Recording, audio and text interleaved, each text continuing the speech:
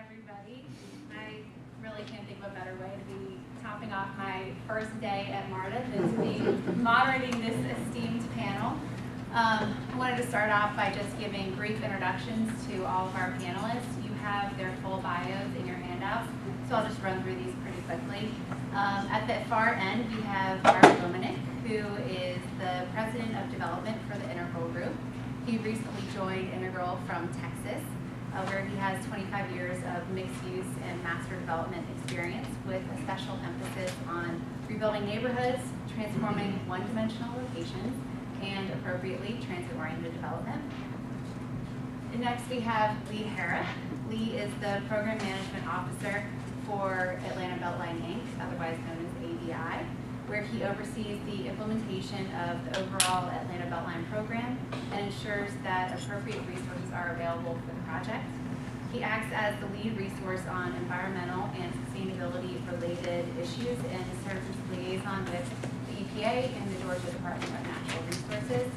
Previously, he worked as a civil and environmental engineer both in Atlanta and New Orleans.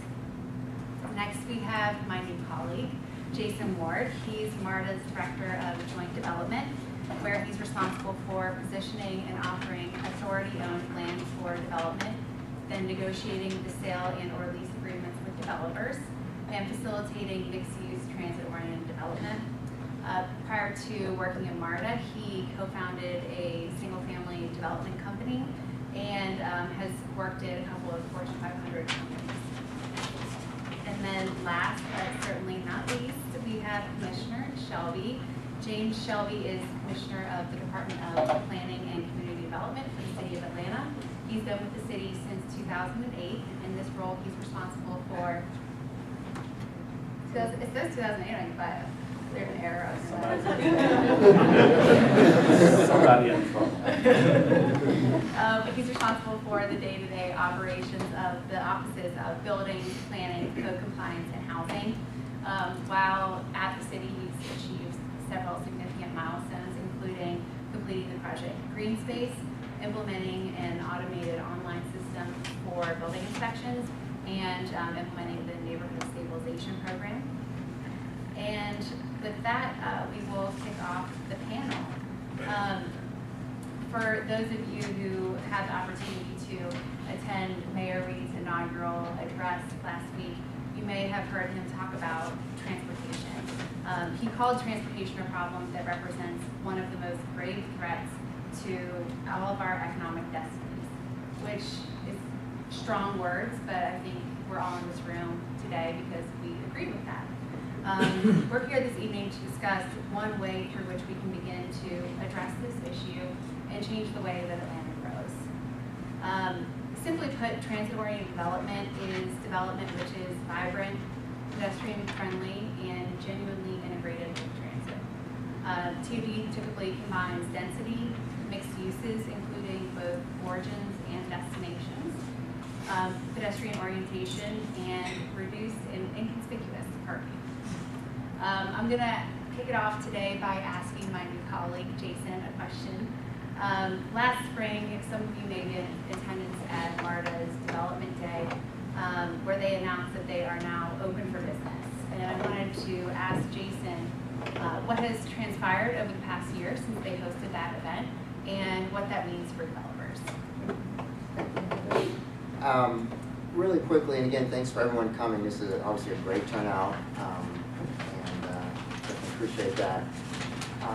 Amanda mentioned that MARTA's open for business, and if any of you have heard our new general manager talk, he's really serious about MARTA being open for business. And that's taking several forms. Obviously, our focus today is transit-oriented development. That's one key piece. But we're also looking at retail concessions in our stations, an opportunity to bring in additional revenue. We're looking at additional advertising and marketing opportunities as well. So when you hear open for business, it's kind of a broad reach for MARTA. Since our development day in March of last year, one of the key pieces out of that is our general manager announced that MARTA within the next 2 years, we'll initiate 5 new transit-oriented developments. And following that announcement in March, we kicked the initiative off with an RFQ for our King Memorial Station. That was July 15th. It's a 4.5 acre site. It's really an existing parking lot. And shortly after the RFQ was released, we put out an RFP, and that was to the shortlisted candidates. And we selected a developer in November, and the board, MARTA Board of Directors on December 9th actually approved the selection of Walton Communities. And we're really excited about Walton and the things that they proposed for that site. They proposed roughly 380 or so multifamily units. 20% of those will be set aside for affordable housing. There's roughly 10,000 square feet of flexible retail space, and we're really excited about that. In addition to King Memorial, we put an RFQ out in conjunction with the city of Decatur for our Avondale station. That's roughly 7 acres of land over there, and you know, Decatur's a great partner of ours. The final proposals were actually due today, and I hadn't had a chance to take a look at those. But again, we're pretty excited about that. And our goal for Avondale is to have a development team selected really in February and approved by the board of directors in March. So those are 2 of the 5.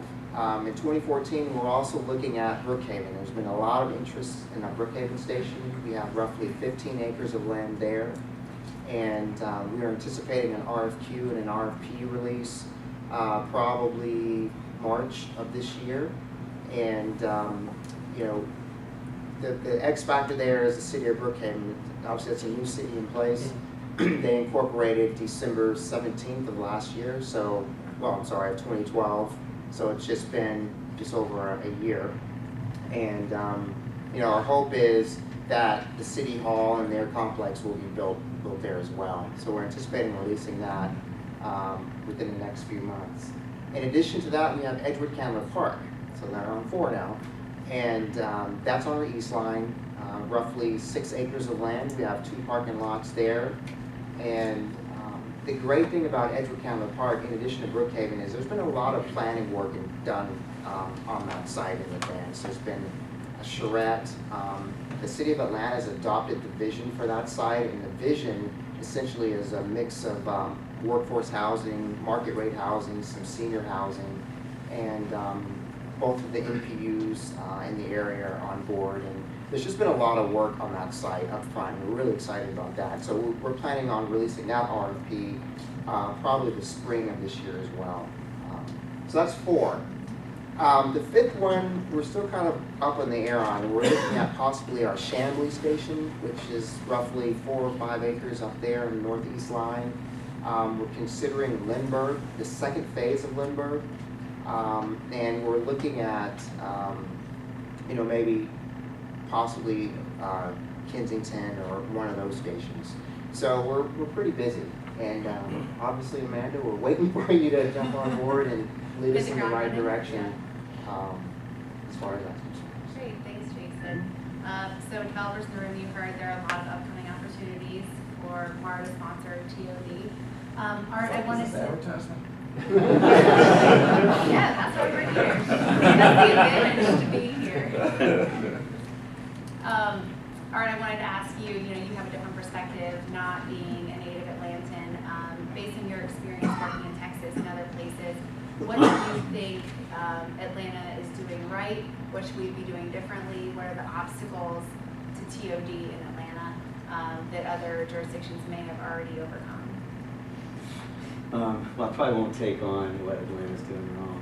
I'm open to questions. I don't think Atlanta's doing anything wrong. I haven't worked with a lot of transit authorities and municipalities. There's an awful lot of initiatives that are all heading in the right direction. So I don't think it's anybody doing anything wrong. The challenge is the same, frankly, really across the Sun Belt. The coast, the transit development TOD on the coast has a different metric because of the population base and incomes. when you get in the middle, you have a similar challenge that you have your cities and your transit authorities that are supposed to be thinking about the next 100 years and what outcomes should be. And then you have the private sector that it is what it is. We're stuck in 3 to 7 year, basically, timelines.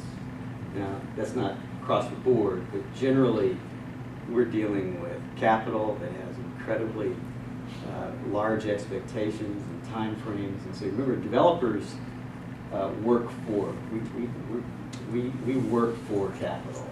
Now, we can be inventive, and there's plenty of my peers that are doing amazing things. So we can come up with great ideas and try to convince them, but at the end of the day, we have to move in those little short time frames. So when you try to slam those two together, it creates the tension that you usually get.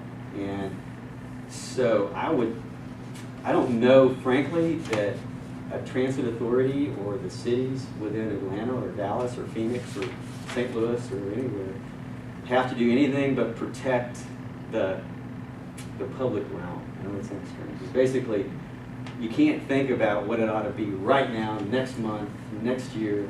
It's like, what is the outcome that this population is going to want to compete on a world stage over the next 100 years? So there are two different tracks that you're running. And so MARTA's got a chance. They're doing great stuff, just trying to figure out, well, we have a certain amount of things we can do. We're a transportation company, but we also can try to be a catalyst effect. We can do our part. But at the end of the day, that's this little part, and you have to be thinking about that last mile. So every time there's a station, the biggest challenge is the last mile. What are you going to do when you get off the train? So it's all of that connectivity and then all of that development pattern that should happen in that, that mile radial or 10-minute walk radial that really ought to be at the forefront, I think, on the public side. Private side, we're smart. I mean, we can maneuver through what the market tells us to do. So, we're just like selling Fritos. I mean, it's market. It's market, it's demand, and if there's demand for it, we're going to find a way to fill the void. So market inefficiencies are very much part of development, just like they are of any business in the United States. So I don't know if I answered your question really well, but yes, you told me that at MARTA we should stick with our guns. well, but think you don't have to think about just that one development. It's like, what do you really want to be the outcome, along with that city that you're a partner with over the long haul. Commissioner Shelby, we know that zoning is an effective and low-cost way of transforming station areas. I understand the city of Atlanta is considering reworking the zoning as it relates to TOD. Can you talk to us about where that stands, what we should expect in the future? Well, as you know, the city hasn't really updated its zoning ordinance since 1985, and it has grown this thick. And I always tell people that anytime that you have on your agenda item for the BZA over 10 variances or cases to deal with variances, that it's time to redo your zoning ordinance. And so we're up for an update. And one of the first things that we're going to do with the zoning ordinance is that we are going to do a forensic of our existing zoning ordinance. Because usually what you do is just hire a consultant and tell them to come in and start working on the zoning ordinance. But for us, we want to do things a little different this time. We want to be able to come in and determine what is the best fit for the city of Atlanta. We don't want a cookie cutter type zoning ordinance. We want something that's new and that's going to address what we're talking about here today, the TOD. And right now, our zoning ordinance can accommodate some of the TOD strategies that we have already. But a lot of our zoning is it's almost like suburban. We call it suburban type zoning. And it doesn't fit with what we're trying to accomplish around TODs today. We are looking not only at trying to redo the zoning ordinance, and by the way, we've already started phase one. I think we have some consultants in mind that's going to help us. But we're also looking at a TOD strategy that we're hoping to bring forward. And the difference with this TOD strategy is that we're going to look at typologies instead of just looking at land use. We'll look at different typologies. we'll put different stations in categories. For example, they might be called an urban center, or could it just call it a neighborhood type TOD. And so those are the things that we're looking at. But quite frankly, until we can get a hold on our zoning ordinance, I think some of the zoning that we have in place, like the MR, which is mixed use residential, or the MRC, which is mixed use commercial, will sort of work in order to get Jason them up and running. So what's the time frame for the total overhaul? Well, the total overhaul, we're thinking it's going to take about 3 years. It's very expensive because we haven't done it in a while, and it's going to be very expensive. We think it's going to cost over $1 million, and so it's going to take about anywhere from 3 to 4 years to complete. And Hopefully, I will be here when it's done. That's another great project to put on your bio. It is. Much stuff to do. Very much so.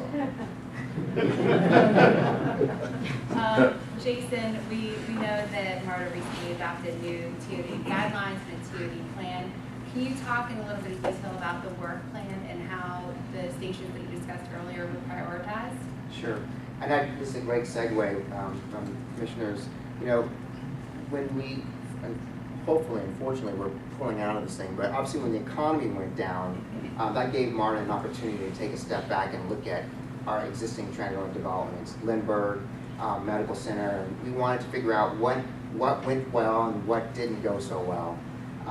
And we created some transit development guidelines. And some of the things that the Commissioner talked about, we looked at all of our different stations, and you know, each station is different. A lot of folks think, when you think TOD, you think uniformly big, or you think 40-story buildings in the city, and it's all about appropriate scale.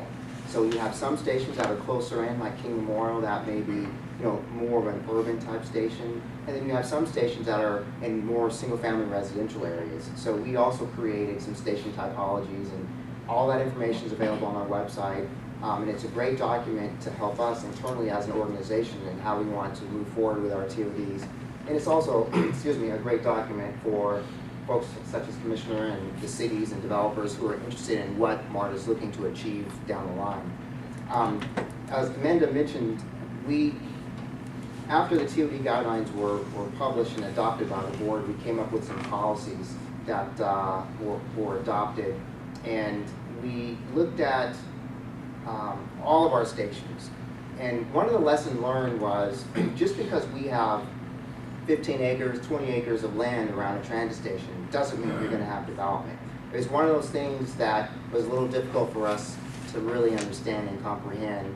But at the end of the day, as I mentioned, it's the market. You know, the market drives everything. And so when we prioritized some of these stations, we looked at just that. We looked at how much land was available. We looked at what are existing market conditions telling us about the sites. We also brought in a real estate consultant to help us really analyze all of those different stations and the validity of the market. We looked at some basic things such as, well, what's the capital cost that's associated to actually bringing this development to, you know, up front? Do you have to relocate a bus intermodal? Do you have to relocate, you know, a Martico electrical service line that services our station? Do you have to relocate, you know, other utilities and things of that nature? Another big piece is parking. One of the reasons we chose King Memorial as our first is that it doesn't require any parking, which, you know, at $15,000 up to $20,000 a parking space, that can be very prohibitive to jumpstart a TOD.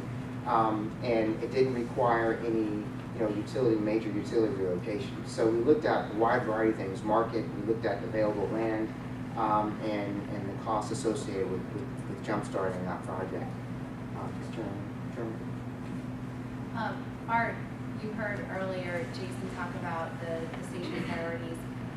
Are you in agreement with how MARTA is prioritizing their stations, or do you think that do you see other opportunities that MARTA is not considering? No, I think it makes a lot of sense. The strategy that's been outlined, that not one size fits all, but the city and the transit authority. So, you know, I think. Oh, sorry. No, I think that that makes a lot of sense to attack it the way that they're talking about, and to be very aware of market forces, because it's not going to do any good to go out and try to solicit for something that the market just can't support without an awful lot of public assistance. Having said that, though, sometimes there are situations where you're not in a great pocket. You're in a place that you need catalytic effect. And I have seen municipalities that said, you know, the market won't support what we really want to see happen here over the next 50 years. So we're going to bridge time, basically. We're going to bridge what it takes to get the product types, the infrastructure, the public realm we want, but we're going to do a geographic area that's controlled so that it absolutely has to develop out in that pattern. And we don't care if that takes 10 years or 50 years, that's how we want it to come out. And so I've seen that be very successful as well, but that does take a lot of public help. We, as you are aware, the ABI board late last year approved the Atlanta Beltline 2013 Strategic Implementation Plan, which will guide the transportation redevelopment activities throughout the city to completion. In that plan, one of the stated priorities is a streetcar on the east and west side of the Beltline. What is ABI doing to advance that project? Couldn't ask for a better segue. Thank you, sir. We're currently working on our second tier environmental work for the Beltline East and West. The Beltline East essentially goes from Ansley Mall down to Glenwood Avenue with a crosstown connection to the new streetcar in construction today, as well as a crosstown connector along North Avenue from Ponce City Market, passing the North Avenue MARA station, Georgia Tech, World Headquarters to the Bankhead MARA station. So it's the red line kind of bisecting east-west Atlanta Beltline. Beltline West picks up at that location of the Bankhead MARA station and goes down and will tie into either the West End or Oakland City MARA station. So some of these areas we're dealing with, to Art's point, were 5 years ago not anywhere anyone would want to have transit because there was no density, there was no public amenity, there was no public realm. And so what we've seen in the year and a half since we opened the East Side Trail is $750 million in private development along that 2-mile corridor. Along that corridor, there are now discrete TOD with Ponce City Market, Inner Park Village, and now Prague Street Market. We are breaking ground this third quarter of this year on the West Side Trail that will go from Washington Park down to the end of University Avenue. Recognizing there aren't the same economic opportunities down there because a lot of single-family residences and not a lot of old industrial sites. But looking at ways through our master planning work that we spent like 4 years on, adopting new land use areas for areas around proposed transit stations. Working with the city, we've got 2.5 sub areas rezoned just about, and we'll have the other areas rezoned. So as we finish the environmental work for these east and west lines, and as we go to the federal government and say, we'd like a New Start grant to pay for this transit, we can show that the city has done their due diligence. The city has created the underlying zoning that will support transit-oriented development, that will in turn provide riders for this transit network. So we've been, everyone complaining the train's not coming fast enough, but without Fourth Ward Park, without the East Side Trail, without Ponce City Market, the ridership zoning, the basic fundamental need, you go on a train, wouldn't be there. And so we had to just kind of covertly. So best case scenario, when are we going to see a streetcar running along those tracks? Best case scenario. All right, I've been asked this question. I've been built 7 years. I've been asked this question for 7 years. Remember, on campus. Yeah, I'm on campus. So best case scenario, in all actuality, it'll take us 2 years to finish up the environmental work we're doing now, which also includes preliminary design for Beltline East, Beltline West, and the crosstown connector. At that time, we'll also have a New Starts application. And so if our New Starts application is successful and it goes through, we could have construction on those 2 sections in 4 years. It could be sooner. The mayor has talked a lot about P3, public-private partnership, that could advance significantly. Everything is pending funding. And so 4 to 5 years is what I'm saying now for our first transit segment. And can you just talk briefly about how it's going to connect into the current Atlanta streetcar lines for construction? So the current Atlanta streetcar line is a great start to a great system. And so when I build my first transit system, I won't have to build a rail maintenance yard because Commissioner Shelby has done it so nicely for me in the connector. So we're not sure if it'll be Beltline East or Beltline West, but either way, they will connect to the downtown streetcar, either via Auburn Avenue to the eastern terminus of the downtown streetcar, or via Lucky Street. It's basically Lucky Street up by Centennial Olympic Park to North Avenue over the Bankhead MARTA station. So we will have 2 connections to the downtown streetcar. In addition, we'll be connecting to Bankhead MARTA station, in the Park Reynolds-Town or to Memorial, which is a little evaluating that. Obviously, the Peachtree Center MARTA station will connect to the downtown streetcar, North Avenue MARTA station. So our first round out, we're going to have 5 MARTA connections plus the downtown streetcar. So we'll build off the network that's already in place and under construction. Jason, given that ABI is focused on more in-town and last mile connectivity, what are MARTA's plans for more broader expansion?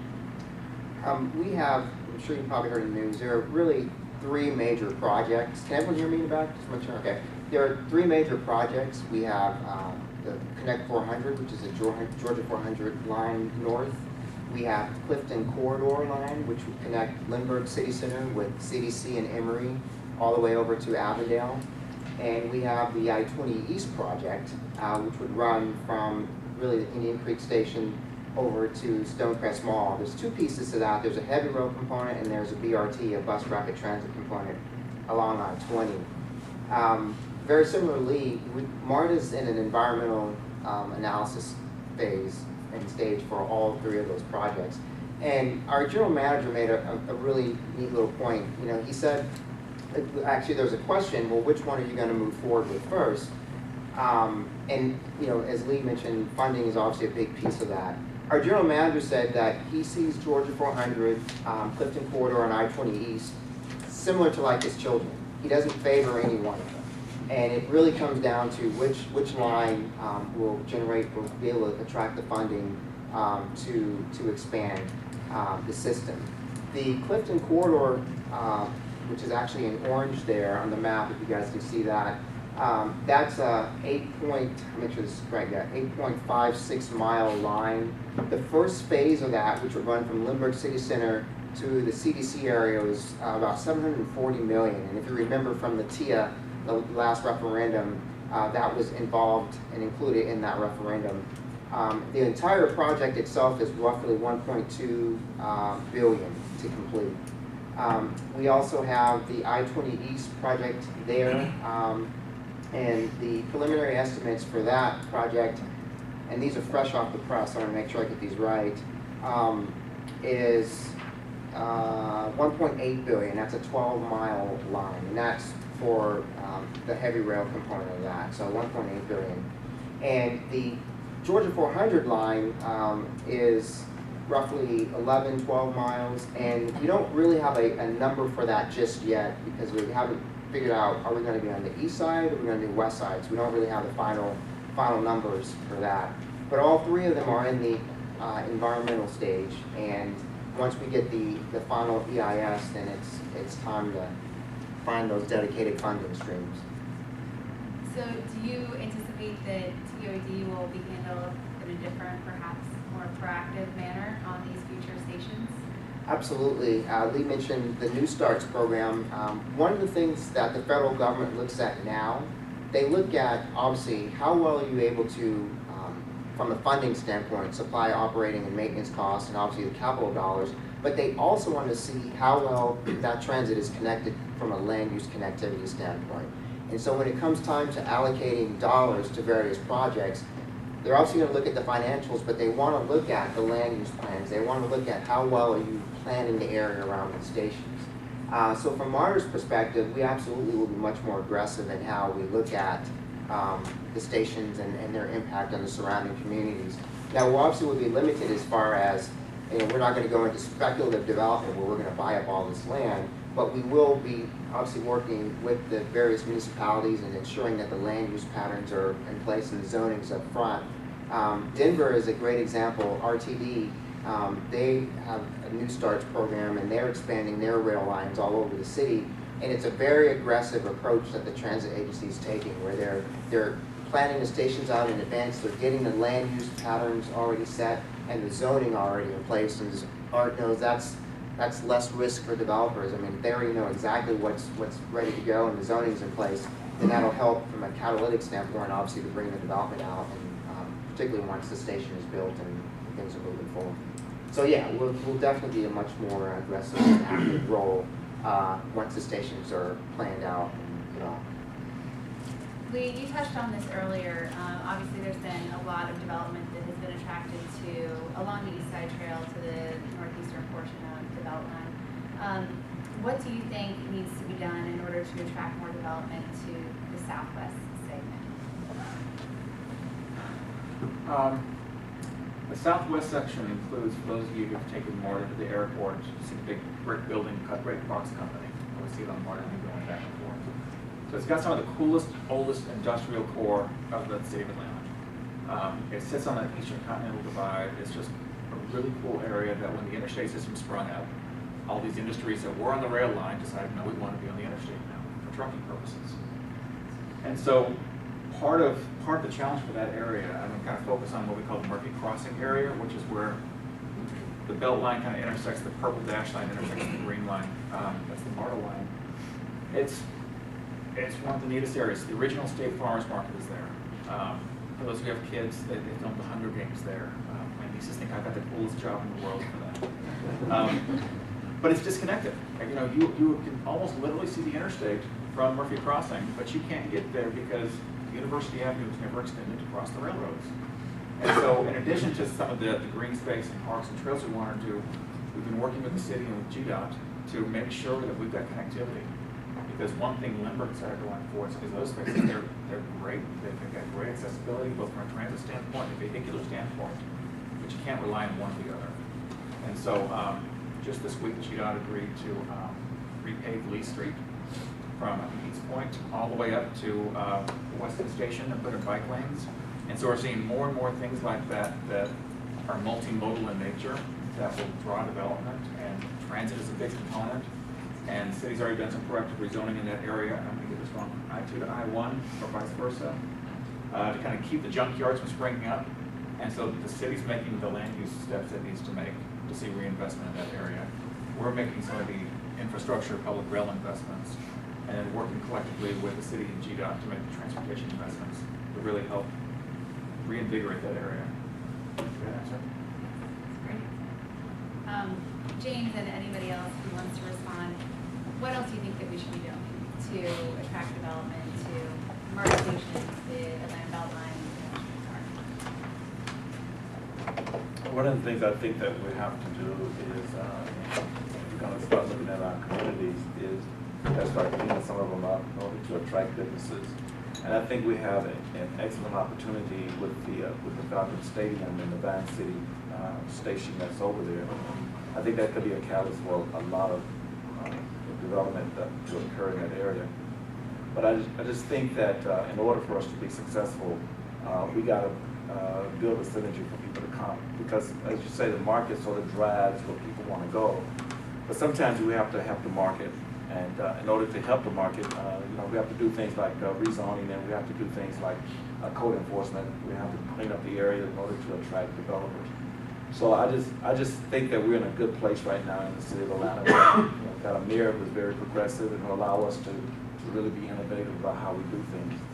And so I think you're going to see a lot more happening. And I'm really excited about the Falcon Stadium and the fact that they decided to move it to the location that they moved it to, because that's going to be a synergy for a lot of development. So I just think that's one way that we can attract more development. From MARTA's perspective, and I think it's easy, and Art would appreciate this, and a lot of developers in the room, is one of the things that we really want to be more cognizant of is how do we minimize and or eliminate barriers for developers.